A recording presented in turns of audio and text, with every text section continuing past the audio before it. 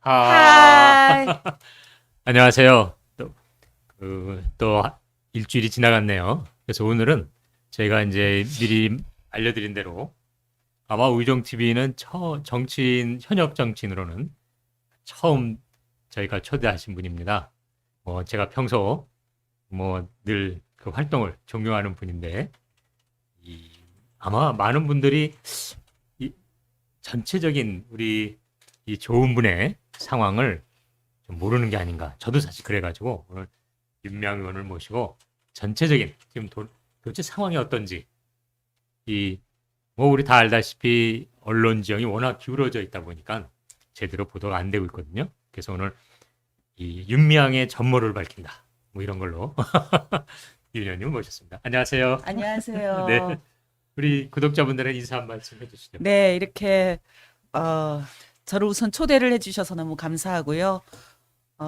저도 평소에 그 우이종 교수님 활동을 너무나 존경스러운 마음으로 지켜보고 또 응원하고 지지하고 있습니다. 늘 어떻게 하면 함께 할 수 있을까 이런 고민을 했는데 그래도 더불어시민당 비례 후보가 되면서 그때 교수님을 공동 대표님으로 만날 수 있었고 그리고 또 이렇게 그게 계기가 되어서 우이종 TV의 독자 여러분들과 시청자 여러분들과 함께 만나게 된 것 같아요. 너무 반갑습니다. 그리고 감사합니다. 네, 반갑습니다. 네.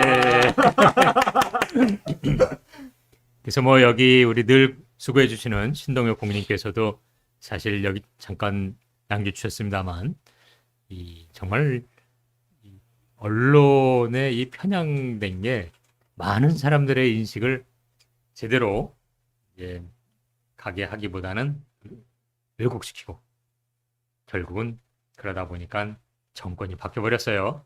이 가운데 고군분투하시는 윤미향 의원께 일단 제가 가장 궁금한 게 방금 말씀해 주신 것처럼 저희가 그 더불어시민당을 통해서 우리 윤미향 의원을 당연히 국회에 가시게 했고 또 그 민주당과 자연스럽게 예정된 대로 합당이 됐기 때문에 민주당 그 의원으로 저희는 또 많은 사람들이 아는데 어쨌든 최근 부동산 최근도 아주 이미 또 다 네. 정리됐습니다만 부동산 문제로 현재 무소속이 된 거죠? 네, 그렇습니다. 네. 지금 무소속 윤미향 의원이라고 소개를 한 지가 꽤 됐어요. 제법. 근데 사실은 부동산 문제로 그 LH 부동산 투기 문제가 불거졌을 때만 해도 저와는 거리가 먼다라고 생각했죠. 왜냐면 그 근처에 가본 적도 없고 네. 또 그런 행정 시스템을 제가 접근할 방법도 없잖아요. NGO 운동을 하면서 그런 부동산과 관련한 정보에 대한 관심도 없었고 어떻게 하면 조금 평수를 넓혀갈까 이런 것에 관심을 가지고 그렇죠. 사실은 일반적인 서민들이 살아갔잖아요. 사람들 다 네. 그렇죠. 네. 근데 이제 부동산 그 관련해 가지고 국민권익위에서 제 명단이 제 이름이 거기 민주당 의원들 중에 포함되었다라는 이야기를 당시 민주당 대표를 통해서 제가 들었어요. 그래서 그때만 해도 상식적으로 이해를 할 수가 없어서 왜냐하면 검찰이 이미 그 언론에서 온갖 그 공격과 또 그런 폄훼의 그런 기사를 쓸 때만 해도 어느 한 모 의원에 의해서 지금은 의원이 아닙니다만은 현금으로 5채를 아파트를 샀다는 등 이런 이야기가 있었고 그래서 저뿐만 아니라 제 모든 가족들 저 시골에 사는 저희 친척들 계좌까지 다 털었습니다. 뒤졌겠죠, 네, 검찰이. 다 털었죠. 뻔하죠. 네. 글쎄 말이에요. 그런 상황이었기 때문에 그래서 무혐의로 내린 거였어요. 불기소 안 했거든요. 부동산 관련해서. 그랬는데 그 이름이 들어있다라 그래서 굉장히 놀랬고 그날 밤부터 온 전국의 뉴스에 제가 부동산 투기꾼으로 게다가 글쎄 말이에요. 네, 사실 더딥혀졌죠. 저희 시민들도 깜짝 놀랐죠. 네, 그게 네. 막 나오니까. 네. 그래서 저희 시골에 계신 친척분들이 야, 미양이가 무슨 부동산 투기냐라고 전화를 다 주실 정도로 굉장히 놀랐었는데 그게 긴 이제 수사 과정을 거쳐서 당연히 불기소 났고요. 무혐의 났고 하지만 당 입장에서는 부동산 때문에 출당 조치를 내렸는데 부동산이 무혐의가 내렸음에도 그럼 복당돼야 불구하고 되죠? 당연히 저는 그렇죠? 네. 그럴 것이라고 생각을 했습니다. 근데 아직 복당이 안 되고 있고요. 당시에 이제 당 쪽에서 그 기자들에게 배포한 입장은 지금 현재 윤미향 의원이 하고 있는 재판 등의 상황을 다 고려해서 복당 조치를 하겠다. 결정하겠다.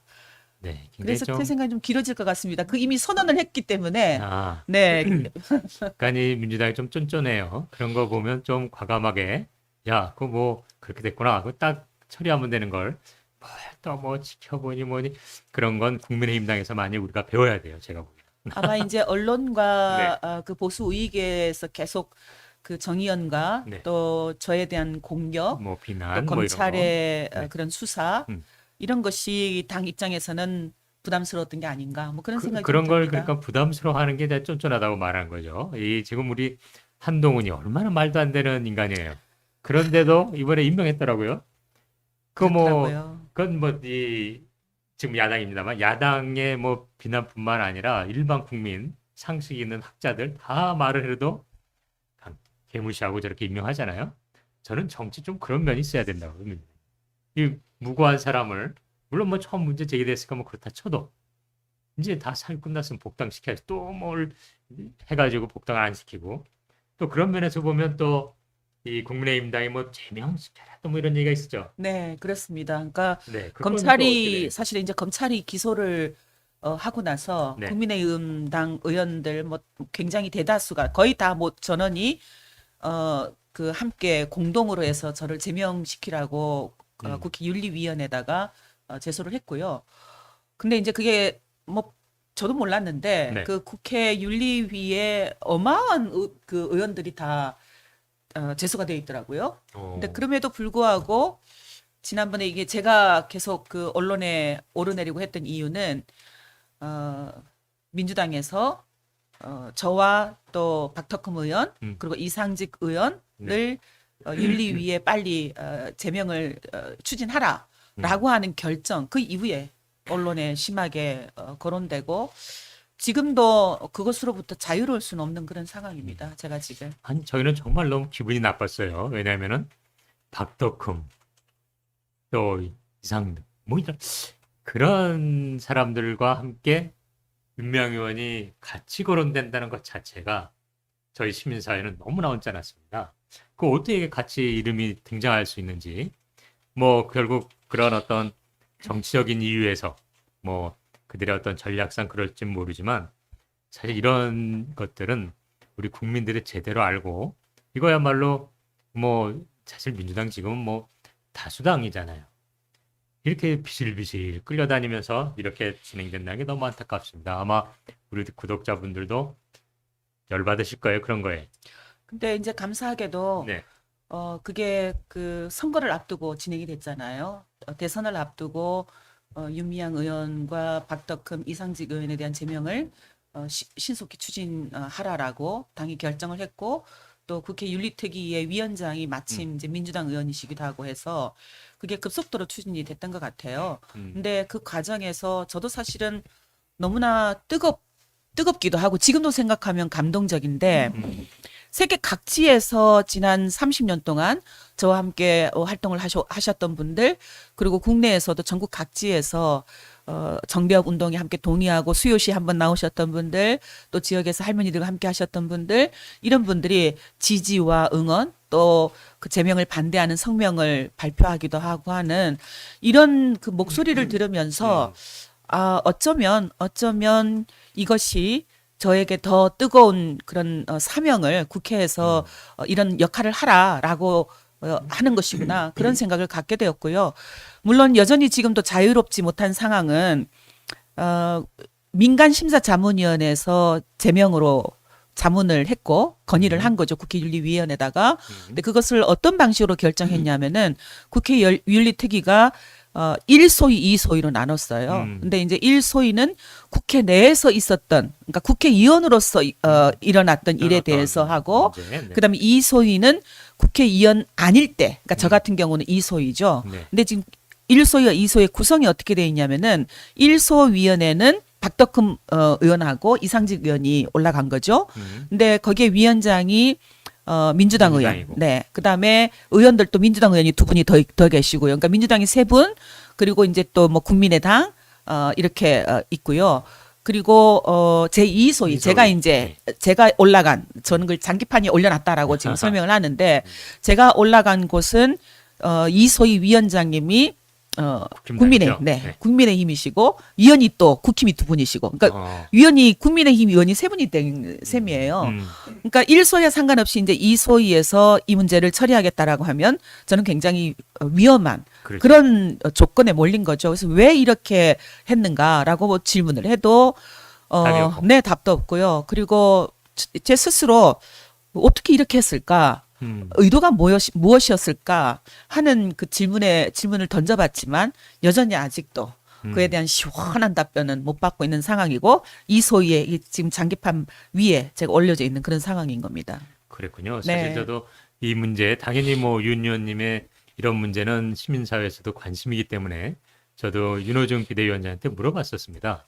그랬더니 윤호중 의원이 설명해 준 건 약간 이것과 약간 상황이 좀 다르게 설명해서 아 이게 뭐 양쪽이 맞물려서 어려운 상황이지 시간이 지나면 정리되겠다라고만 생각했는데 지금 들어보니까 뭐 이게 네. 그야말로 좀 정치적인 장기판 위에 올려진 네. 이런 느낌이 확실히 드네요. 아마 지금 들으시는 분들은 조금 뭐 생소할지 모르지만 국회에 이런 어떤 윤리위원회가 있는데 그 안에는 그 밑에 소위가 두 개가 있어서 이제 그런 하나의 소위는 국회의원 재직할 때 있었던 어떤 문제 다루는 곳, 한쪽은 국회의원이지만 그 되기 전에 있었던 일을 다루는 위원회 두 군데로 나눠졌는데 이 마침 뭐 당연히 윤 의원님의 거는 국회의원 재직 당시가 아니기 때문에 그쪽에 속한 위원회에 가 있습니다만 아쉽게도 그 위원장과 위원들 다 합치면 불리한 이런 상황에 처해 있다는 상황입니다. 이거는 좀 어떻게 풀어야 될지 좀 앞으로 많은 고민이 좀 필요하겠네요. 네. 어쨌든 여기 보니까 뭐 우리 새벽 이슬님이 이 야만의 정부가 윤미향 의원님의 존재를 부각시킨다 이런 표현까지 있네요. 뭐 공감됩니다. 네. 그리고 이제 우리 또 윤 의원님 하면은 누구나 뭐 잘 알다시피 정의기억연대잖아요. 네. 근데 뭐 이것도 뭐 이 검찰이 뭐 압수수색하니 뭐 해가지고 정말 그 당시 손영미 소장님 네. 돌아가셨고 또 규런옥 할머님도 쉼터에서 떠나시고 벌써 시간이 좀 지난 것 같습니다. 지금 상황이 어떤지 많은 분들은 사실 그 이후 제대로 상황을 모르는 것 같아요. 좀 설명해 주시면. 벌써 2년이 지났더라고요. 그런 일이 있었던 때로부터 우리 손영민 소장님께서 세상을 떠난 지가 벌써 6월 6일이면 딱 2년이 돼요. 어, 네. 참담하기가 지금도 생각하면 그렇게 헌신적인 또 그렇게 뜨거운 위안부 문제에 대해서 특히 위안부 피해자들에 대해서 뜨거운 열정을 가졌던 여성을 잃었다라는 것, 동지를 잃었다라는 것 믿겨지지가 않습니다. 가끔 지금도 대표님하고 저한테 해서 할머니 여기 아프다는데 어떻게 해요? 그분이 경상도 분이시거든요. 아, 네. 그렇게 저한테 소리를 칠 것 같기도 하고 이런 상황에 있고요. 검찰이 압수수색뿐만 아니라 언론이 지금 아마 다 기억하시는 분들 기억하고 계시리라 생각이 되는데 하루에도 어마어마한 그런 의혹의 기사들을 써놨죠. 썼는데 그렇죠. 지금 제가 잠깐 뭘 하나 준비를 하는데 혹시 꺼내도 될까요? 아이 뭐 좋습니다. 네. 이게 지금 그 수많은 이거 언론들이 주먹대요? 네. 이거를 네. 어떻게 하면 제일 좋을까요? 잘 차라리 어차피 교수님한테 설명하듯이 네, 네, 해주시고, 그쵸. 네. 제가 이거 요 화면이 잘 나와야지. 네. 화면 이쪽으로 돼서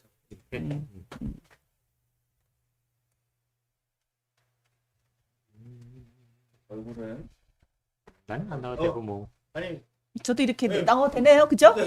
이거를 보시면서 설명을 하셔야 네, 뭐 근데 다 머릿속에 있어서. 아, 인연이 뭐 어떻게 본다. 네, 네. 사실은 이제 언론에서 수많은 의혹들을 제기를 했어요. 딸 유학비도 무슨 후원금으로 보냈다. 또 제 남편도 어떻게 했다. 그리고 이미 말씀드렸던 것처럼 후원금으로 뭐 집도 샀다. 안성에 있는 힐리센터도 굉장히 싸게 팔았다. 그 뒤에는 뭐가 있었을 것이다. 뭐 수도 헤아릴 수가 없습니다. 제가 신문 기사를 이렇게 하나하나 살펴볼 수 없을 정도로 어마어마한 그런 보도들이 쏟아졌는데요.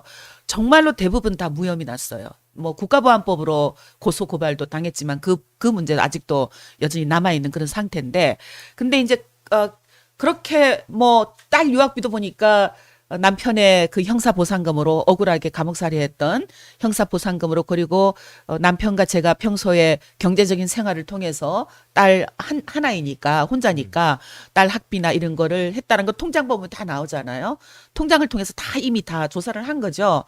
뭐 그리고 그 나머지 외에도 사실은 불기소 혐의를 내린 거예요. 불기소 내린 거죠. 무혐의로. 근데 그 외에 이제 경찰이 기소를 했던 부분이 바로 요런 내용이에요.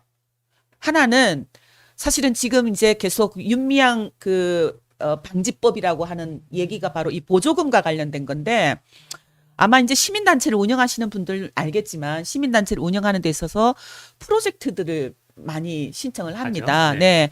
그 프로젝트가 일명은 보조금이라고 얘기를 하는데요. 정부의 프로젝트를 하기도 하지만 또 재단이라든가 민간에서 운영하는 기구의 프로젝트를 또 신청해서 사업을 진행을 하기도 하죠. 근데 저희가 이제 프로젝트를 했던 것이 박물관을 운영하면서 문체부의 프로젝트를 하기도 하고 또 여성가족부의 프로젝트를 운영하기도 했는데, 프로젝트를 통해서 이제 인건비를 지급을 실무자들이 활동가들이 받잖아요. 네네. 그럼 그 인건비에서 일부를 또 정대협에 기부해서 그것을 또 정대협 재정으로 사용하기도 하는 이런 활동들을 진행했는데, 그게 보조금 일종의 사기 속에 포함이 됩니다. 그러니까 다른 용도로 쓸 목적으로 프로젝트를 신청했다라는 거죠. 운영비로 쓸 목적으로 인건비를 신청했다. 이게 보조금 사기예요. 그게 윤미향이 먹은 거 아니에요. 개인에게 어떤 네. 상관없는. 네. 근데 그 보조금 금액을 총합해서 마치 윤미향이 그 보조금을 다 편취한 것처럼 이게 지금 언론에, 그리고 검찰이 계속 주장해 왔던 것이어서 언론에 그대로 보도가 되었고요.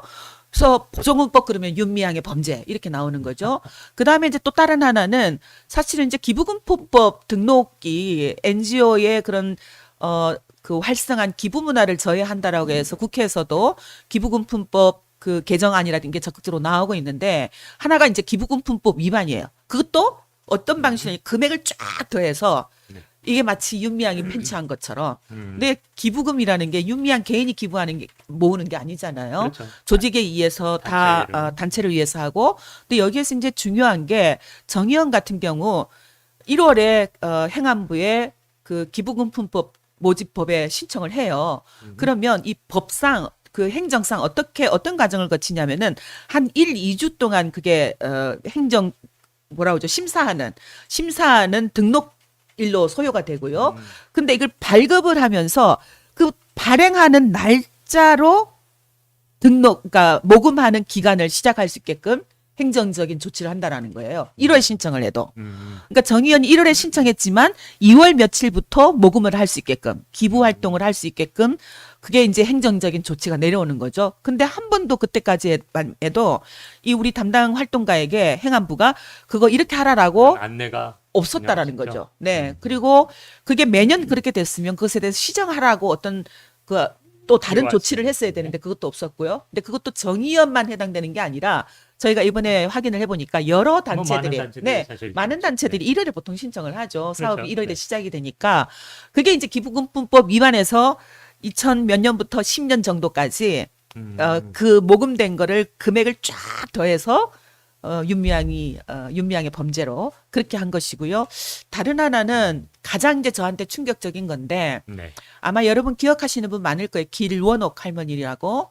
그분이 얼마나 뜨거운 심장을 가졌고 또 적극적으로 열정적으로 활동을 했는지는 유럽 분들도 알고 계시고 미주 분들도 알고 계시고 유엔의 사무총장도 알고 계시고 아시는 분들이 너무 많아요. 그래서 그분을 존경하시는 분들도 굉장히 많은데, 그분이 이제 검찰의 주장은 2017년부터 치매였는데, 그 이후에 할머니께서 정의연회 혹은 제일조선학교를 위해서 기부한 그 기부금이 할머니가 치매 걸린 상태에서 제가 이렇게 강제로 기부하게 했다.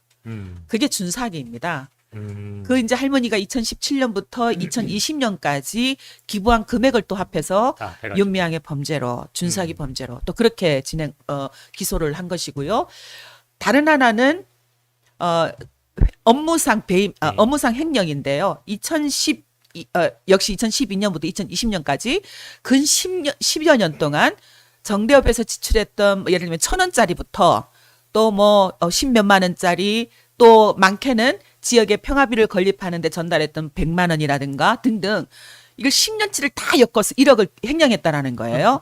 그러니까 정대협에서 정식으로 지출 결의서에 영수증까지 붙여서 지출했던 내용까지도 뭐 예를 들면 할머니들과 함께 행사를 끝나고 나서 갈비집 가서 식사를 식사했다는 먹었어요. 거. 네. 그거를 뭐 제가 갈비를 먹었다 또 뭐 등등 이런 방식으로 저한테 한 것이 1억입니다. 근데 실제로 그 제가 그 2011년부터 2020년까지 저 같은 경우는 강연을 하거나 어디 원고를 쓰거나 그러면 이 위안부 문제로 해서 제가 받는 활동비 외에 취하게 되는 것은 대부분 기부를 하거나 정의연에 기부를 하거나 또 정대협에 기부를 하거나 김복동 희망에 기부를 하거나 그리고 이제 한국 사회 열악한 시민단체가 많기 때문에 그 단체에 기부하거나 하는 방식으로 주로 이제 저는 평화운동, 인권운동에 기부를 해왔는데요.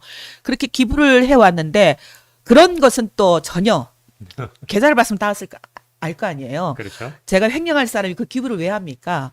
근데 예를 들어 그런 식의 어떤 숫자를 크게 확대해서 윤미향의 범죄가 굉장히 돈과 연관된 뭔가 사리사욕을 채우기 위해서 운동을 한 것 마냥 그렇게 호도했고 또 그것이 언론에 의해서 제가 공격받게 하는 계기를 마련해 줬다라는 생각이 드는 거예요.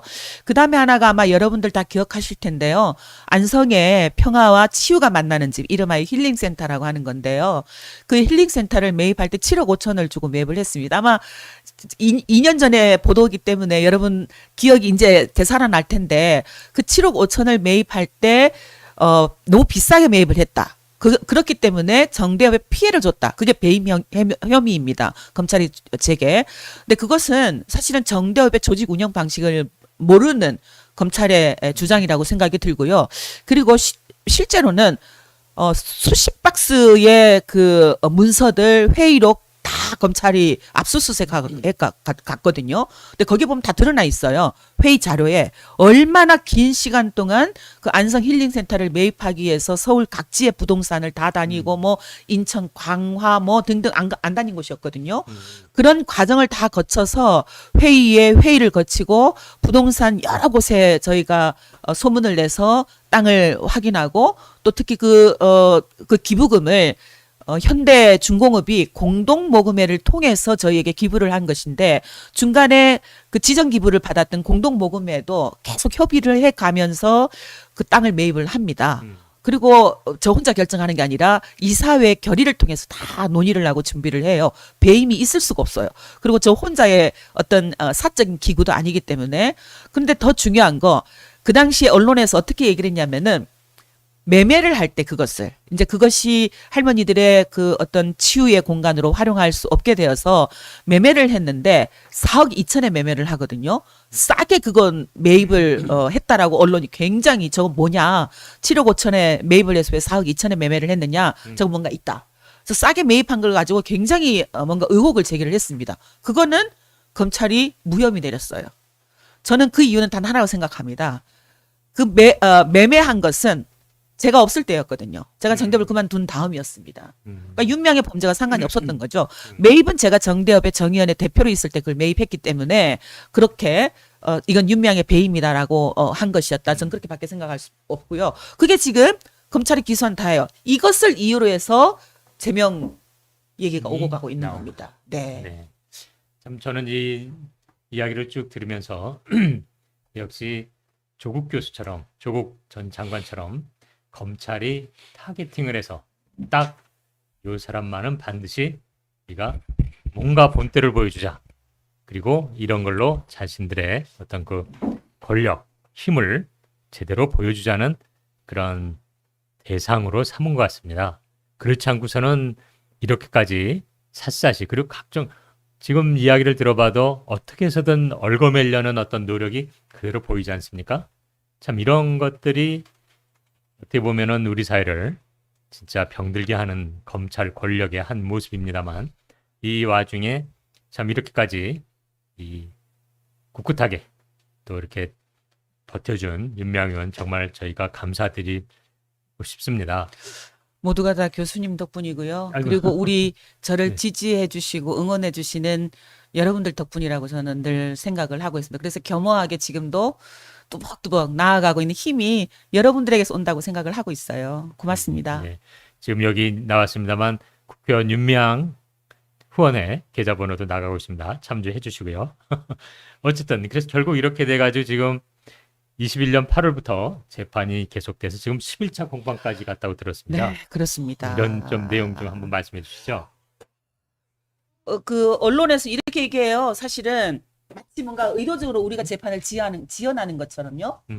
근데 그렇지가 않아요. 검찰이 그렇게 기소를 하고 네. 검찰 측 증인들 신문으로만 지금까지 계속 해오고 있는 아, 거예요. 그렇군요. 네. 그러니까 그 제가 말씀드린 보조금법, 그러니까 지난번 재판까지도 네. 보조금법과 관련해서 다뤘습니다. 네. 근데 계속 검찰 측 증인 공무원들, 여성가족부 공무원들, 문화체육부 공무원들, 그러니까 등등 보조금과 관련된 그런 분들을 증인으로 신청해서 채택해서 신문을 했는데 검찰의 입장을 입증하지 못하고 있다. 그러니까 검찰의 주장을 기소 내용을 입증하지 못하고 있다라는 것이 그동안 언론에서 보도됐던 내용이고요. 오히려 검찰 측 증인으로 오셨던 분들이 전쟁과 여성 인권 박물관이 사업을 잘해서 우수 박물관 상을 받기도 했다라는 그런 것을 입증해 주기도 했고요. 또 다른 한편으로는 조금 전에 말씀드렸던 것처럼 기부금품 관련해서는 행안부 자기네들도 그런 지시를 하지 않은 것, 또 안내를 하지 않은 것은 문제가 있었다. 뭐 이런 이야기를 하기도 하고요. 그동안의 재판에서 사실은 드러나고 있는 것은 검찰이 기소했던 것이 무리였구나, 무리수였구나 하는 것이 드러났을 뿐이다. 근데 안타까운 것은 그렇게 수많은 언론들이 보도를 했는데 이 재판에서 일어나는 일들은 보도를 별로 안 해주고 있습니다. 또 감사한 거는 작은 언론사들이라 할지라도 인터넷 언론사 할지라도 이런 것을 보도를 해줘서 그래서 재판에서 어떤 일이 진행이 되고 있는지 증인들이 어떤 이야기를 하고 있는지 그렇게 조금이라도 알 수 있게끔 해줘서 너무 감사하고 또 앞으로도 조금 더 그런 관심을 가져줬으면 좋겠다라는 기대를 갖고 싶습니다. 네, 정말 이 검찰이 이 딱 표적을 삼은 그런 경우의 재판에서는 진짜 이 변호인 측의 이야기는 거의 안 나가요. 정경심 씨도 그랬고 제가 네. 보니까 그래서 참 이 너무 힘겨운 싸움을 하고 있는데요. 어쨌든 검찰은 어떻게 해서든 윤미향 의원을 얽어매려고 그럴 텐데 그러다 보면 검찰 주장 중에 좀 되게 우스꽝스럽거나 이런 것 종종 있지 않을까요? 그게 이제 그 보조금법 할 때 신문을 할 때 약간 이 검찰이 한국의 시민운동이 시민단체가 어떻게 운영되고 있구나라는 것을 좀 모르고 있는 건 아닐까 하는 그런 생각을 갖게 됐는데 예를 들면 그렇게 작은 급여를 활동비를 받고 있는 활동가들이 자기가 프로젝트를 하고 인건비를 받았는데 왜 그걸 정대에 기부를 다시 하느냐 이런 질문을 할 때 그리고 다른 하나는 저희 실무자들은 활동비가 적기 때문에 때로는 기부금 영수증이 필요 없을 때가 있어요. 근데 이제 돌아가신 손영민 소장님이 쉼터 운영을 이제 프로젝트를 여성가족부에 받아서 본인 인건비를 첫 해는 60만 원을 더 받고 그 다음에는 100만 원을 더 받고 이랬는데 근데 이제 인건비를 받아서 기부를 하기도 하고 또 때로는 자기가 원하는 일에 쓰기도 하고 그렇게 했는데 기부 영수증을 발급할 때도 있고 발급을 안 할 때도 있었어요. 네. 근데 이제 발급을 안 했을 때가 이분이 돌아가셨을 때였어요. 2020년. 네. 2020년 6월에 돌아가셨는데 검찰이 아마 그걸 의식하지 못하고 질문을 했던 것 같아요. 왜 2020년에는 기부 영수증을 이분이 안 해갔느냐라고 저희 그 회계 담당 실무자가 상근 활동가가 증인으로 나왔을 때 그 질문을 한 겁니다. 그게 저한테는 가장 충격이었어요. 저렇게 물론 기대한 건 아니지만 동료를 잃었는데 우리 모두 거기 앉아 있는 사람들은 동료를 잃었는데 그 동료가 기부 영수증을 띄지 않은 것을 고인이 돌아가신 분이 어떻게 기부 영수증을 띨 수 있습니까? 근데 그것을 저렇게 신문을 할 정도면 내가 잘못 기대를 했던 것이구나 네. 하는 생각을 할 정도로 그렇게 좀 가슴이 아팠고요. 또 앞으로 이제 벌어지겠지만 사실은 기로녹 할머니 우리 피해자 멋진 인권운동가 평화운동가의 삶을 폄훼하는 왜곡하는 그런 어떤 내용들이 나올 때마다 네. 저는 억장이 좀 무너지죠. 제발 저러지만은 않았으면 좋겠다. 할머니의 명예를 30년 동안 스스로 본인이 활동을 통해서 입증하고 세계의 인권운동가로 평화운동가로 지지받고 인정을 받았는데 다시 할머니의 인권과 명예는 누구의 손에 이끌려서 끌려다닌 사람으로 그렇게 자리매김돼서는 안 된다. 마지막까지 그건 좀 지켜줬으면 좋겠다 하는 그런 기대를 가지게 됩니다. 글쎄 말이에요. 그런 걸 생각해 보면 저 낙성대파를 위시해서 그런 이상한 사람들이 이 같은 사회 내에서 동시대를 살아간다는 게 정말 때로는 짜증이 나요. 참 안타깝습니다만 어쨌든 국민의힘당은 또 이런 지금 이야기된 이런 상황을 뻔히 알 텐데도 무조건 그런 관련된 법에 이제 무슨 윤미향법 뭐 이런 것만 붙이잖아요. 네. 이게 사실 굉장히 언짢으실 텐데 한 소감 한번 말씀해 주시죠. 우리 분이. 제가 이제 그 만나는 분들이 그래도 대단하십니다. 어떻게 버티십니까? 이런 이야기를 하시거든요. 그러니까 그런 질문을 할 때 그래도 여러분들 덕분에 잘 버티고 있습니다라고 답은 하면서도 아직도 사실은 그런 기사를 바로 대면을 못 합니다. 우리 보좌진들이 기사를 보고 저한테 올려주면 이런 기사가 또 났네 올려주면 그거를 제목만 보고 내용을 아직 클릭을 못 해요. 그리고 하루가 지나고 이틀이 지나고 클릭을 해서 보면 윤미향법 방지법이라든가 또 여성가족부 폐지와 관련해서도 윤미향이 무슨 사리사욕을 채우기 위해서 일본군 위안부 문제를 이용한 것에 도움이 된 여가부였다. 이런 식으로 이제 여가부 폐지 주장에 제 삶이 또 그렇게 도구화되는 이런 기사를 볼 때 또 그런 정치가들의 주장을 볼 때 너무 힘들어요, 사실은. 너무 힘들지만 그는 힘들다고 가만히 있을 수는 없기 때문에 또 역시 그렇게 힘들다고 제가 주저앉아 있을수록 일본군 위안부 문제 해결을 위한 운동에 어떤 걸림돌이 되기도 하고 또 다른 한편으로는 그 걸림돌을 헤쳐 나가야 되는 것이 제 숙제이기도 하기 때문에 지금 적극적으로 대응을 하고 있고요. 또 그런 주장을 할 때마다 제 나름대로 법적인 그런 수단을 동원한다라든가 또 그 외에 제 목소리를 통해서 변화시키려고 하는 그런 일을 하고 있는데 얘가 이제 사실은 그 김웅 의원이 이름을 얘기해도 되나요? 예. 네, 김웅 의원이 그 기사도 아마 있었을 텐데 제가 그것도 그 언론중재위에 제소를 했는데요. 그러니까 김웅 의원이 여가부 폐지에 관련해서 이야기를 하면서 이게 보시면 여기 있습니다. 김웅 의원 여가부 폐지 강력 주장하면서 윤미향을 계속 이야기를 했어요. 근데 이것을 저한테 반론권 하나도 확인하지 않고 기사를 그대로 게재를 했습니다. 그래서 언론중재위에 제소를 했고 언중위에서 그 기사에 대해서 반론 보도하라, 정정 보도하라, 또 삭제하라라고 하는 그런 결정을 내려서 물론 제 명예는 굉장히 심각하게 훼손이 되었지만 그 중재는 또 다른 한편으로는 자중의 노력이기도 하기 때문에 또 그런 제도는 또 그런 우리들의 노력을 평가해야 하는 또 측면도 있기 때문에 그것을 받아들여서 그 민사 소송으로는 가지 않고요. 그렇게 진행을 한 것도 있고 그 외에도 지금 계속해서 보조금 관련해서 나올 때마다 특히 인수위에서 그 시민단체의 어떤 그런 투명성을 강조하겠다. 그럼 살 때마다 나온 것이 바로 윤미향 법이었어요. 네. 윤석열 대통령조차도 그런 발언을 했고요.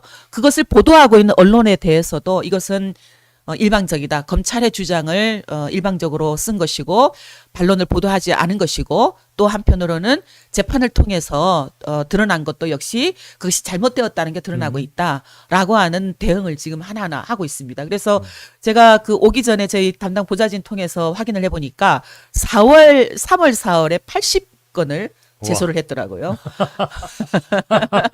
그런 활동을 지금 계속하고 있어서 사실은 때로는 저희 보좌진들한테 굉장히 미안해요. 다른 의원실에서는 다른 의원실에서는 겪지도 않아야 되는 그런 험한 공격 전화도 뭐 수시로 오고요. 음. 그리고 제 후원의 통장에는 지분도 18원이 엄청나게 오고. 계속 들어오고 있습니다. 1원, 4원, 6원, 뭐 18원. 네. 그게 이제 저를 모욕하는 그렇죠. 도구로 사용하는데 부탁드리지만 그건 저한테 모욕이 되지 않기 때문에 그런 스스로 불행해지는 행동들은 안 하는 민주시민이 됐으면 좋겠다라는 부탁을 이 방송을 통해서 좀 드리고 싶습니다. 네. 참 뭐 보좌관 분들도 이게 결국은 윤 의원님뿐만 아니라 우리 사회를 위해서 하는 일이라고 생각하실 거라고 좀 믿습니다. 그리고 그런 의미에서 이 언론에 대한 어떤 지점들 저는 이제 한편 뭐 전혀 개인적인 어떤 생각입니다만 이런 공격을 당하는데 의외로 그 최소한 여성 단체들도 그렇게 활발하게 공동 전선을 피는 것 같지가 않아요. 저는 그게 좀 안타깝더라고요. 물론 꼭 이 사안뿐만 아니라 많은 어떤 그런 소위 페미니즘에 관련된 사안으로 부당한 이 국민의힘당 쪽이나 일베 쪽의 어떤 움직임이 있을 때 그런 게 왜 이 힘이 뭉쳐지지 않는지 또 더욱이 방금 얘기된 것처럼 저도 뭐 시민단체나 이런 데 많이 관여돼 있습니다만 그 시민단체들의 어떤 그 운영이라는 게 너무나 뭐 뻔한 건데 그렇기 때문에 국민의힘당이 윤 의원님에 대해서 이렇게 말하는 검찰이 얘기한 이런 것들이 정말 그야말로 이 법의 어떤 잣대 가지고 삶의 현장을 자꾸 그냥 적당히 그 몰아가는 이런 형태인데 함께 목소리를 내주면 좋은데 그런 목소리가 좀 적은 게 의외라는 생각을 좀 해봅니다. 그러니까 다른 사건은 잘 모르겠는데요. 제 사건만 저도 이제 고민을 좀 많이 해봤죠.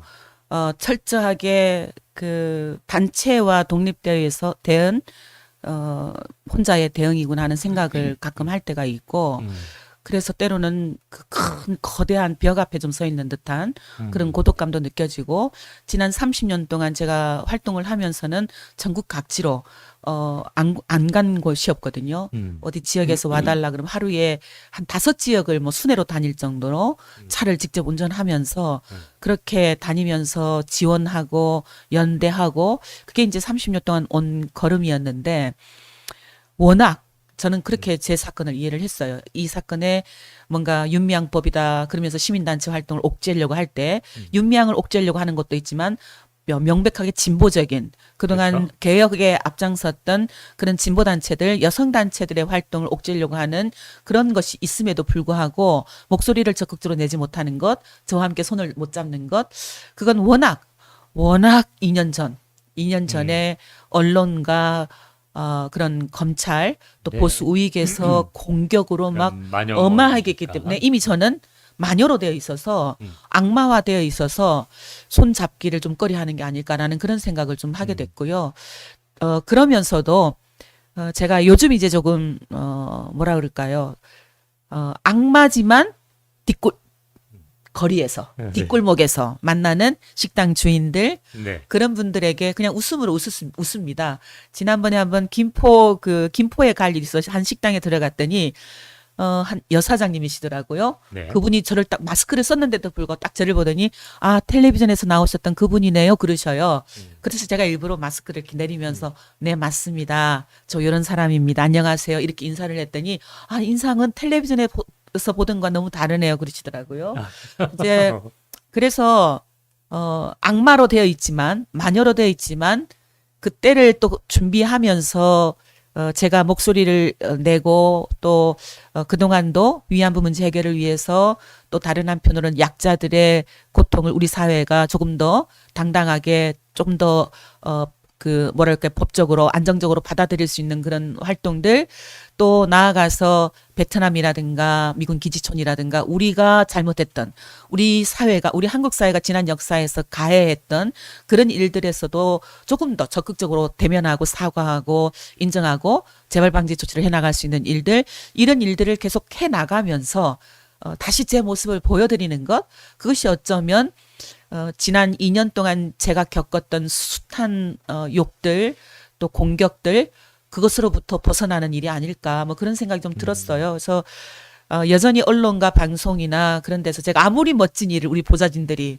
멋진 법을 만들어도 멋진 활동을 만들어도 보도를 좀 잘 안 해주고 그러지만 그래도 언젠가는 언젠가는 그 숱한 그런 공격적인 기사들 위에 또 제가 해온 하나하나 좋은 일들이 그것을 덮어서 사람들에게 다시 과거처럼 아 그래 그래도 할머니들 손을 잡아줬던 윤미향 그 사람이었구나 사람 냄새 풀풀 풍기는 윤미향이었구나 하는 그런 긍정적인, 이야기를 네. 들려줄 수 있기를 그렇게 애쓰겠습니다. 제가 노력하면 된다고 생각을 합니다. 아유, 힘내시고요. 네. 사실 뭐 지금 얘기를 들으면서 저는 뭐 어쨌든 조국 그 교수 상황에 많이 이제 관계돼 있습니다만 제가 이제 민교 활동을 하면서도 그 조국 교수 그 당시 어떤 상황이 됐을 때 심지어 같이 했던 동료들, 진보 지식인들도 다 이렇게 야, 사모펀드 뭔가 저가 그럼 나쁜 짓을 했어. 막 이러면서 비난하고 그랬거든요. 네.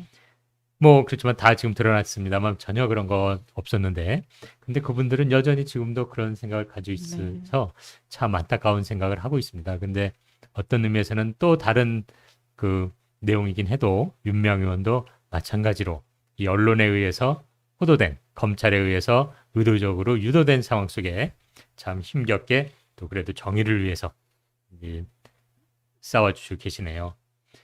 어쨌든 또 시간이 없으니까 또 여쭤보고 싶은데요. 이제 또 요즘 또 많이 얘기되는 게 이제 그 한일 합의 관련된 그 네. 2015년에 뭐 그건 저는 뭐 내용을 안 봐도 뭐 뻔히 평소에 윤 의원의 모습을 알기 때문에 전혀 그런 게 이제 그 문제라고 생각하지 않지만 또 어쨌든 네. 일부 또 그런 문제 제기를 해서 뭔가 얼굴 여는 사람들은 뭐 그거 그윤 의원이 네. 다 알고 뭔가 그런 거 그대로 용인하고 뭐 한 거 아니냐라는 얘기가 있어요. 네. 그거 한번 또 네. 언론에 잘 안 나오니까 한번 말씀해 주시죠. 사실은 너무 그 문제는 적반하장이 이런 것이다라고 저는 딱 표현을 하는데요.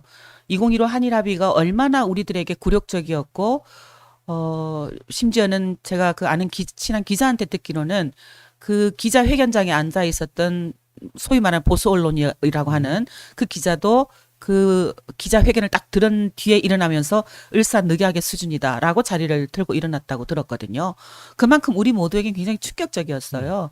그 충격적이었던 것은 결국 촛불 정부로 박근혜 정부가 물러났고 박근혜 정부 이후에 문재인 정부가 들어서서 그 2015 한일 합의 TF팀이 만들어졌습니다. 그리고 TF팀의 단장이 오태규 전 오사카 총영사님이셨고요. 근데 그 TF팀에서 모든 한일 관계 문서를 한일 합의 문서를 다 조사를 했어요. 이면 합의부터 뭐 등등. 근데 충격적이었던 것. 이면 합의가 있었다라는 것. 그리고 지금 계속 언론에서 이야기하는 한국 정부가 발표했던 부분 소녀상을 철거하겠다. 또 다시는 이것을 국제사회에서 문제 제기를 하지 않겠다. 성노예라고 부르지도 않겠다. 그리고 최종적이고 불가역적인 해결을 하겠다. 이 밝혔던 것은 어느 누구에 통보하지 않았다라는 것이 그 조사를 통해서 다 밝혀졌습니다. 그럼에도 불구하고 지금 그 발언을 한 게 누구였냐면은 당시의 외교부 당국자의 말을 빌려서 기사화됐어요.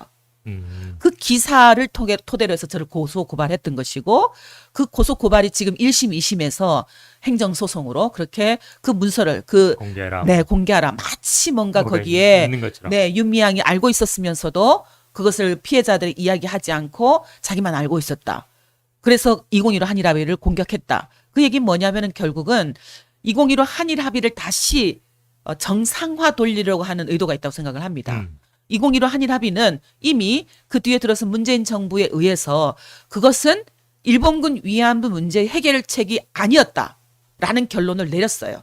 그리고 아직도 기억합니다만 2017년 1월 7일에 문재인 대통령께서 할머니들을 청와대로 불러서 오찬을 하시면서 그때 대한민국 대통령으로서 할머니들께 사과드립니다.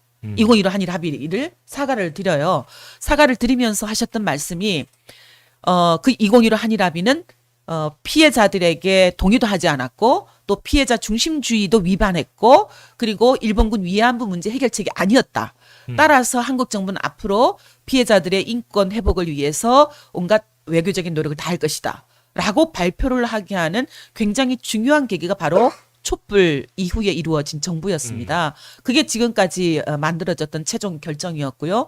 그럼에도 불구하고 지금 들어섰던 2015 한일합의 주역이었던 당시의 박근혜 정부 그리고 그와 함께하는 국민의힘 측에서는 그 2015 한일합의를 계속 정상적인 정상화해서 합리화하려고 하는 그런 목소리를 이렇게 도구로 있죠. 쓰고 있는 것이다. 저는 그렇게 보고요.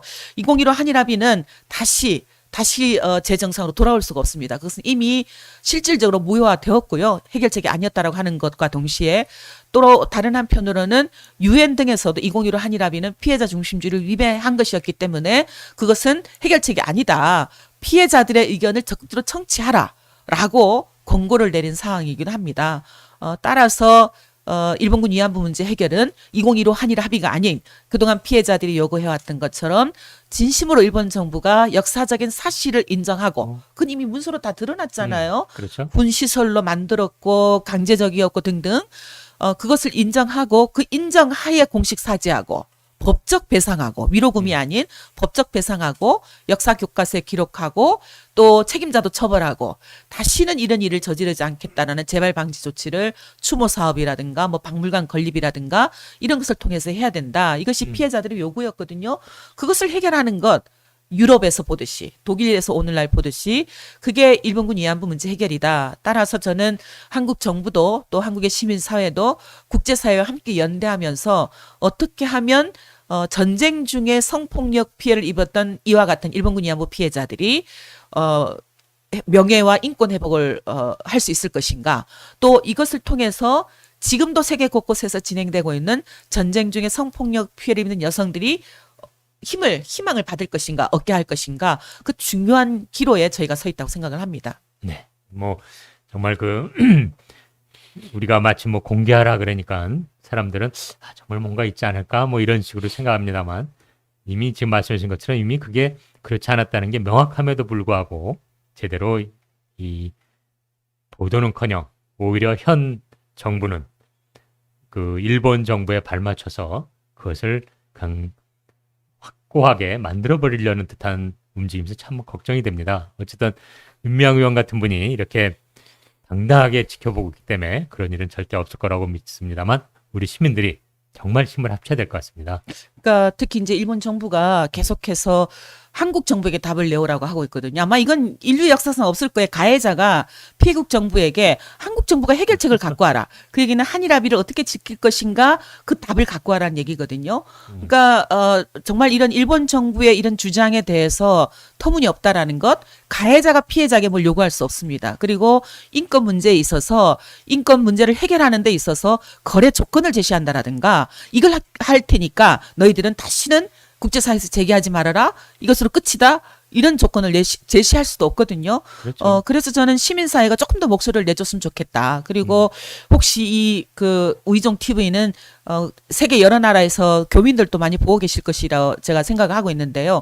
교민 여러분들께서도 각지에서 일본 정부를 향해서나 혹은 국제기구를 향해서 그런 목소리를 조금 내주신다면 지금 이제 11분밖에 살아계시지 않은 피해자들 더구나 다 병상에 계신데 그분들의 목소리를 내가 대신한다라고 생각을 하시고 국제사회에 피해자들이 그동안 살아계실 때 요구했던 목소리 그것을 받아들이는 것 그게 피해자 중심주의다 하는 목소리를 좀 내주시기를 간곡히 부탁드리겠습니다. 네, 정말 인권 문제에 대해서는 이것은 뭐 더 이상 문제 삼지 말라 이런 식의 요구는 있을 수가 없죠. 네. 그건 뭐 항상 인류가 존속하는 한 끊임없이 환기되고 우리가 교훈을 얻고 거기에서 반성하고 개선해 나가야 되는 문제거든요.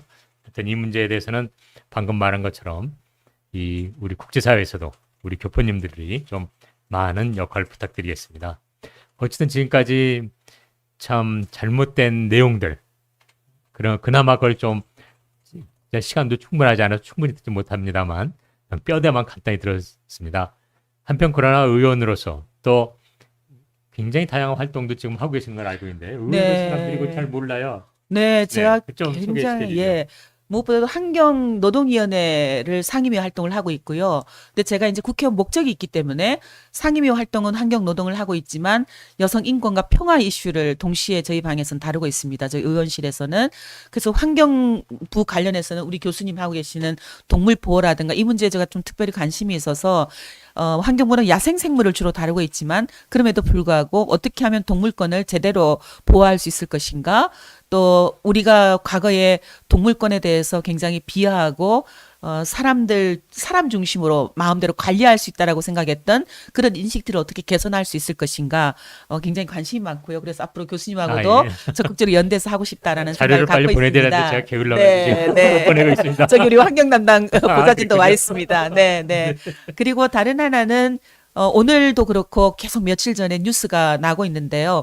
용산 그 미군 기지 아시죠? 지금 윤석열 정부의 집무실도 있고 앞으로 그곳을 그 시민공원으로 빨리 서둘러서 열겠다라고 얘기를 하고 있는데 기사에 났던 거 잠깐 또 네, 제가 오염 문제가 일부러 심하죠? 보시게 네.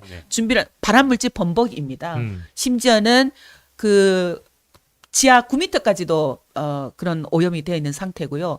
이것을 오염을 된 것을 정화하고 또 뿐만 아니라 그 정화 비용을 누가 분담하느냐 굉장히 중요하거든요. 그렇죠. 막대한 미군이 액수 아니에요. 그렇죠. 미군이 그 오염했기 때문에 당연히 미군이 분담하게 하는 그런 역할을 하려면 이게 서둘러서 개방해서는 안 되고 시간을 가지고 문재인 정부가 그걸 7년 이상을 생각을 했습니다. 그렇기 때문에 서둘러서 개방하다가는 시민들에게 발암물질에 노출되는 저희가 그 국방부에 확인을 하니까 극시 노출되지 않게끔 뭐 콘크리트로 바르고 또 노출되는 시간을 제한을 하고 한다라고 하는데 그거는 그건 말이 잘 안 그거는 되잖아요. 말이 안 네, 되는 네. 거죠.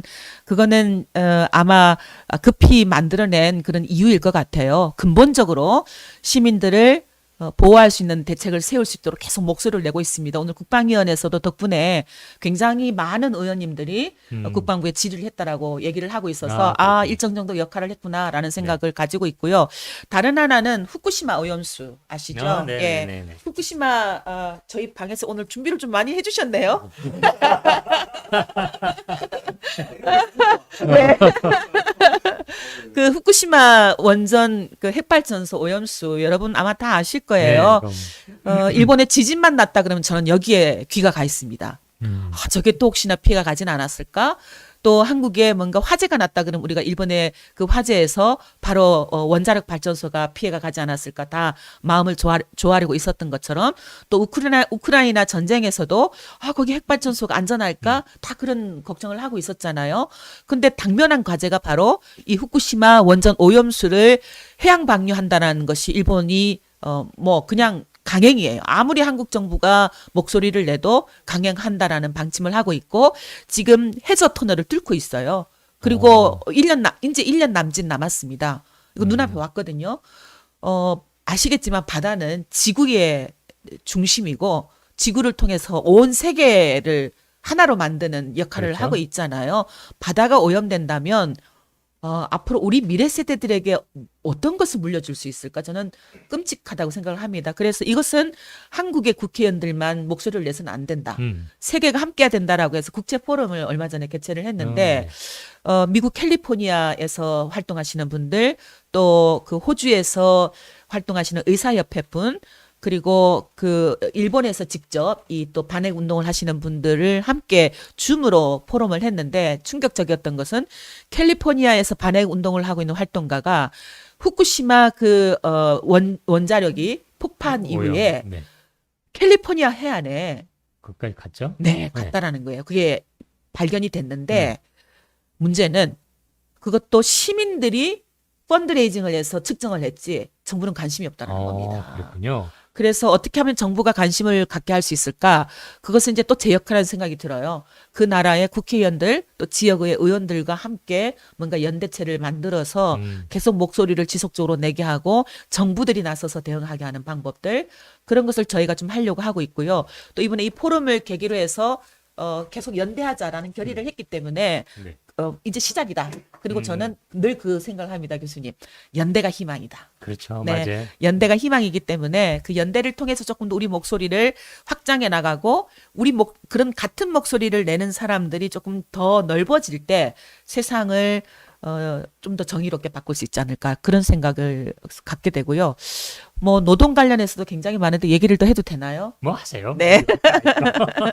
노동 관련해서도 사실은 이제 제 관심은 늘 약자들의 목소리에 있기 때문에 지금 여름이 다가오고 있잖아요. 여름이 다가오고 있는데 작년 여름 아마 기억하실 거예요. 폭염 속에서 밖에서 노동하는 건설 노동자들이 얼마나 힘겨웠는지 그리고 그 폭염으로 쓰러졌다라는 그런 기사들을 볼 때마다 가슴이 섬뜩섬뜩 누가 사망하진 않았을까?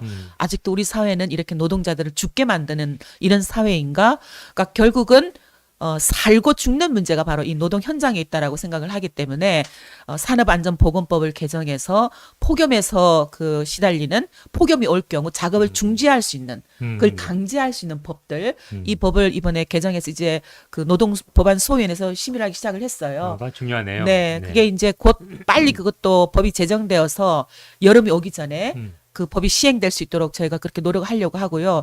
아시겠지만 이주 노동자들 문제 관심을 좀 많이 가져주셨으면 좋겠습니다. 중요하죠. 네, 제가 가장 적극적으로 하고 있는 문제인데 이번에 그 사실은 그 환노위를 통과해서 곧 본회의 통과를 기다리고 있는데 이주 노동자들 경우 사용주가 그러니까 이주 노동 외국인 노동자의 사망 사고가 발생했을 경우에 다시 그 이주 노동자를 채용할 수 없게끔 그 고용노동부가 알선하지 못하게끔 하는 그 법을 제정을 했고요. 또 다른 한편으로는 계속해서 이제 고용노동부에 촉구하는 것이 지금 이주 노동자들에게 강제적으로 징수되고 있는 숙박비라든가 숙식비라든가 이런 문제를 조정해야 된다라는 이야기들. 또 다른 한편으로는 사업장이 변경되지 않고 있는 거 이것 때문에 피해를 많이 보고 있기 때문에 그런 것에 좀 자유를 줄 수 있는 방안들 이런 것을 또 정책적으로 제도적으로 보완할 것을 요구하고 있고요.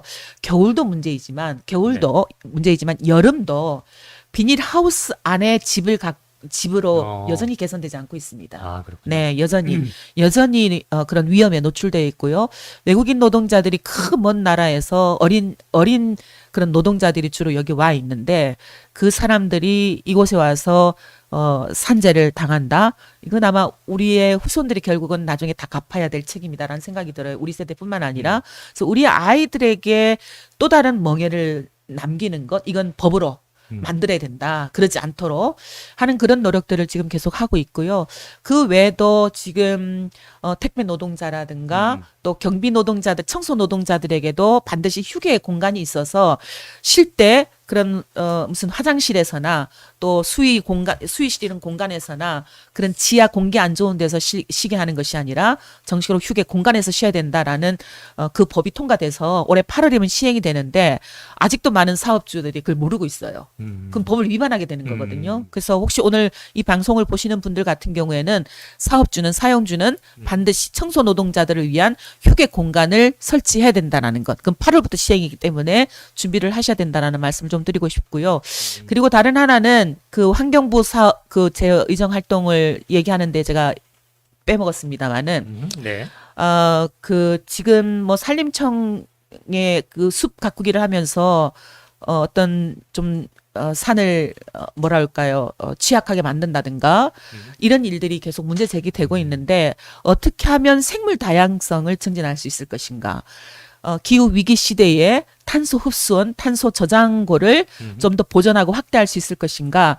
이 부분을 위해서 제가 조금 더 신경을 써서 환경영합평가법을 보완을 한다라든가 그래서 법을 지금 발의를 해놨는데 제 법이 약간 그 반대가 굉장히 많습니다. 그래요? 네.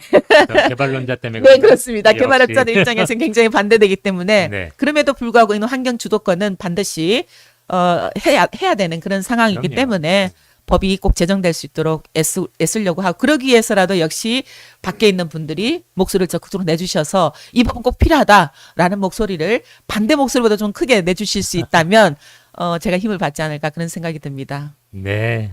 뭐 이렇게 너무 좋은 법. 사실 노동 문제라고 했지만 노동 문제이자 결국은 기본 인권에 대한 지점을 계속 그걸 입법화하는 게 너무나 참 좋네요. 저희들도 늘 문제의식을 갖고 있지만 이렇게 전문적으로 풀어가는 것들은 역시 현장에 이렇게 그런 문제의식과 함께 그걸 법으로 만들어낼 수 있는 이러한 윤미향 의원이 있다 보니까 그나마 저희가 숨통이 트이는 것 같습니다.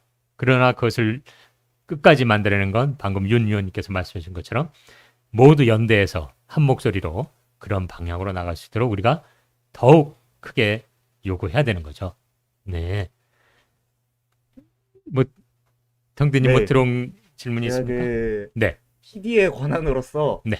시간을 좀 더 연장을 해야 될 것 같습니다. 아, 왜냐하면 아, 지금 구독자분 중에 꼭 통화를 하고 싶다는 분 지금 네. 연락이 와가지고 전화 인터뷰 또 할 네, 때. 전화 인터뷰를 잠깐 하도록 하겠습니다. 이분이 근데 네. 진보 쪽 유튜버이시긴 한데 윤미향 의원의 찐팬이세요. 아, 그래가지고 전화 통화를 꼭 하기로 아, 해가지고 해보고 싶다고. 네, 좀 권한으로 바로 연결을 지금 좀 해보도록 네. 하겠습니다.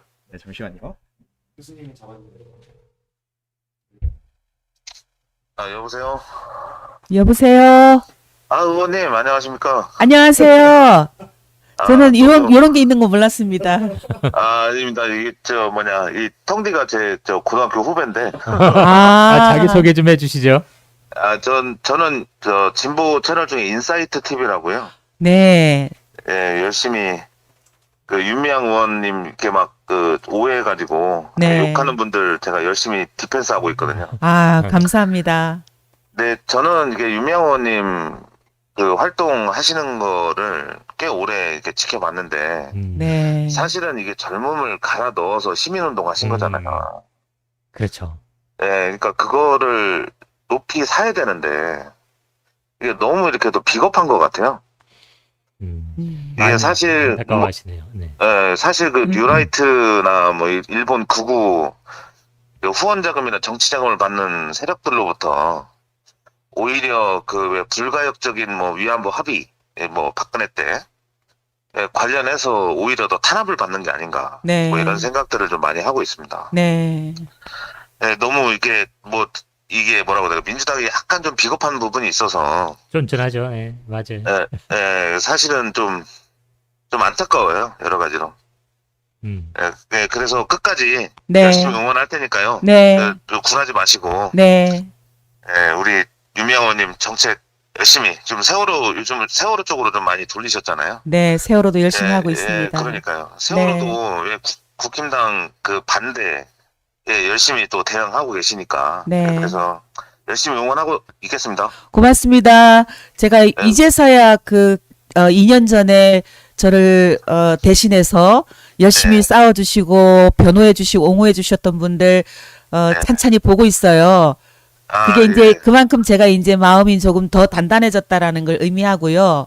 네. 또 다른 한편으로는 그런 것을 확인하면서 제가 조금 더 힘을 내고 있기도 합니다. 그럼요. 네, 그래서 이렇게 전화 주셔서 너무 감사하고 그동안 또 저를 대신해서 싸워주셔서 감사하다라는 말씀 꼭 드리고 싶습니다. 사실은 저희 오늘 이제 공동 송출을 하려고 했는데, 네.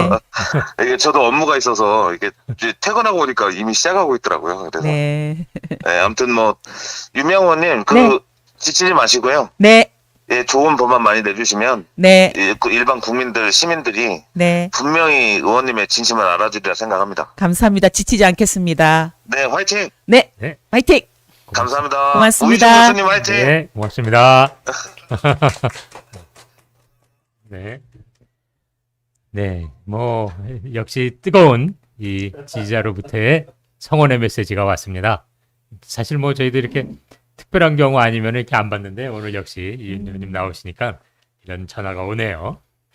그럼, 그래서 네, 잠깐만요. 네. 네. 원래 이분이 인사이트 TV라고 네, 공동 송출을 하고 싶다고 해가지고 언제든지 하셔라 말씀을 드렸는데 어떻게 하다 보니까 또 생업이 지금 있으시다 보니까. 네, 공동 송출은 안 됐지만 지금 화면에 지금 여러분들 국회의원 윤미향 후원 안내 1번 농협 301-0274-103861 네, 지금부터 한 딱 5분 동안만 이 화면을 띄우도록 하겠습니다.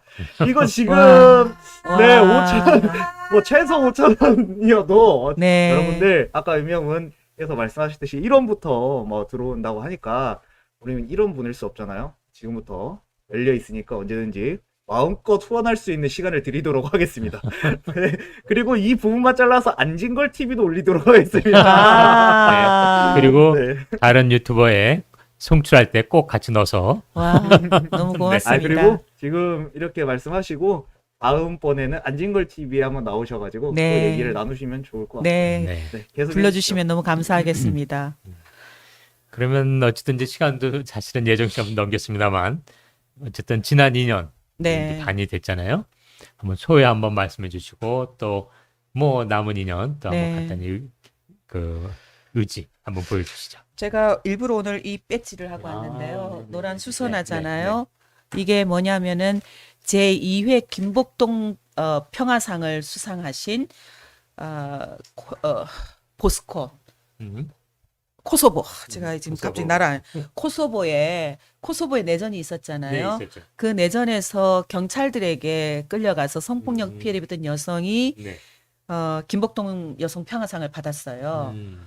그러니까 그분이 피해자였는데 김복동 할머니를 만났고 김복동 할머니를 만나서 용기를 냈어. 받았고 그리고 이분이 국회의원이 됐습니다.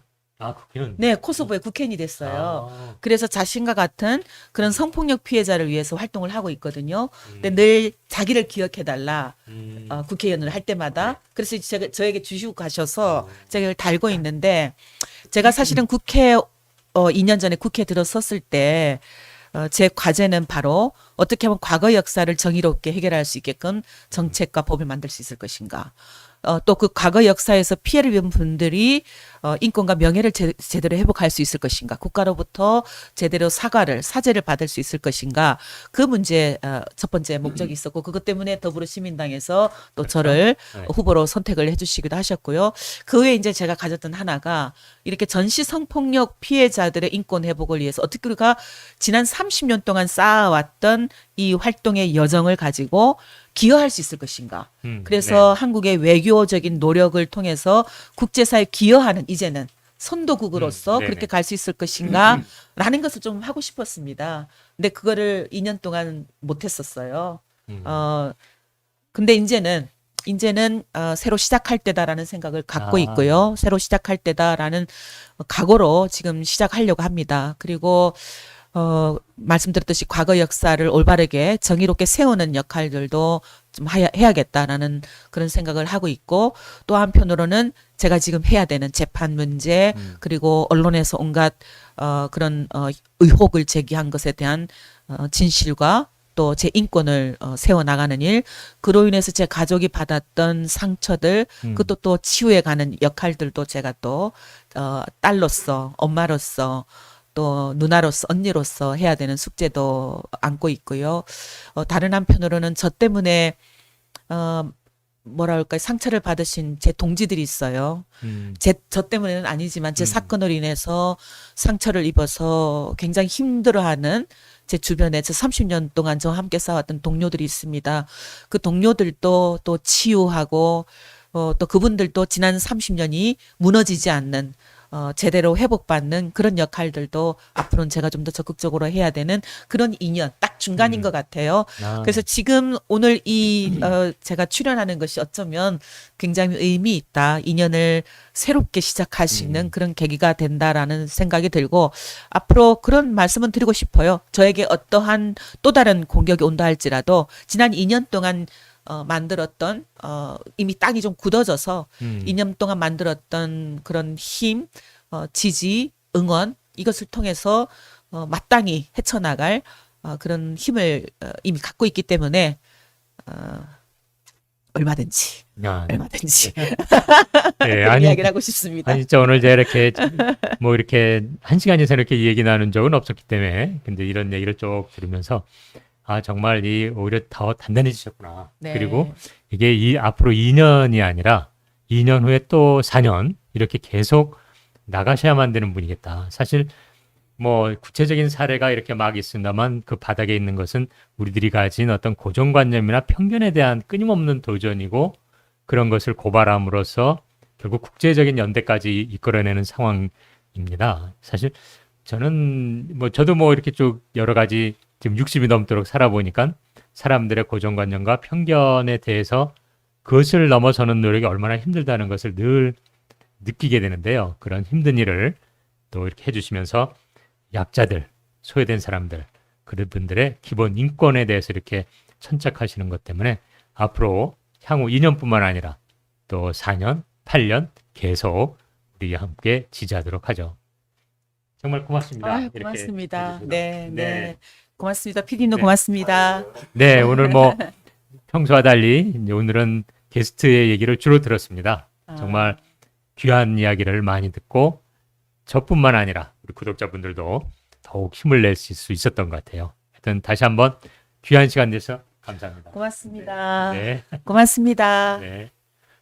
그러면 더 힘이 나는 건 댓글에 이제 우리 윤명 후보님의 아니 후보님이래. 제가 막 이 시민당 때 계속 네, 이게 맞아요. 때부터 이제 네, 답변했던 맞아요. 우리 비례대표분들 하다 보니까. 맨날 네. 후보님이라고 불러가지고 의원님의 이제 지금 그 국회의원 윤미향 후원회 농협 301-0274-103861 여기에 후원 보내셨다는 분들이 댓글을 지금 많이 써주셨어요. 아, 너무 네, 그래서 감사합니다. 정말 제가 대신해서 진심으로 감사드리고 그리고 또 몇 분 질문이 있었는데 네. 제가 이거 뭐 막 정신없이 왔다 갔다 하느라고 아까 써놨어야 돼 복붙을 해놨어야 되는데 깜빡하고 지나가가지고 어쨌든 잠깐 읽어드릴게요. 그냥 네. 김윤님께서 윤명호님 더 단단해지세요. 많이 뻔뻔해지셔도 괜찮습니다라고 해주셨고 꽃다진님께서 윤명호님 힘드셨을 텐데 잘 버티셨습니다. 응원합니다. 그 사랑해둥 재찍님께서 질문해 주셨네요. 윤미향 의원님 마음은 어떻게 좀 달래셨나요? 이 한마디 하시고 오늘 방송 좀 종료를 하죠. 네. 마음을 어떻게 달랬냐고요? 하나는 시간이 가기도 했고요. 시간이 또 하나 해결해 주는 것도 있었고, 그 힘들 때 옆에 사람이 있었던 것 같아요. 같이 맞아주고, 공격을 당해주고, 또 그 엉망이 된 제 삶을 하나하나 챙겨주는 사람이 제 옆에 있었기 때문에 견딜 수 있었다. 그래서 저도 지금부터도 늘 뭐 그런 마음은 갖고 있습니다만은 상처 입은 사람들 또 누군가 우는 사람들 옆에서 저도 그런 사람이 되고 싶다라는 생각을 하고 있어요. 그래서 국회의원회관 530호입니다. 국회의원회관 530호는 혹시 누구든지 세상에서 뭔가 정치권에서 또 혹은 법으로 정책으로 이건 해줬으면 좋겠다. 그런데 그 문턱이 너무 높다 생각하시는 분들은 문을 두드려 주시면 저희 방은 문이 좀 문턱이 낮기 때문에 그렇게 저와 함께 또 그런 세상을 함께 살아갈 수 있다라는 말씀 좀 드리고 싶고요. 뿐만 아니라 환경과 노동을 떠나서도 평화와 인권 문제와 관련해서도 저는 늘 제가 국회의원을 하지만 저와 그동안 함께 왔던 사람들 또 저를 지지해주는 사람들과 함께 국회 의정 활동을 한다라고 생각을 하거든요. 우리 교수님하고도 함께하고. 그래서 그 법을 만드는 것도 늘 여러분들이 저하고 함께 해주신다는 생각으로 적극적으로 개진해 주시면 제가 열심히 심부름하겠습니다. 고맙습니다.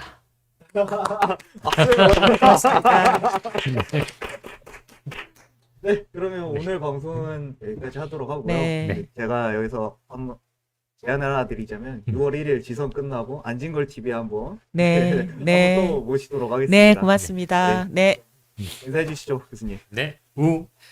빠. 감사합니다. 음악으로 자, 바꾸도록 감사합니다. 하겠습니다. 고맙습니다. 네. 감사합니다, 교수님. 아유.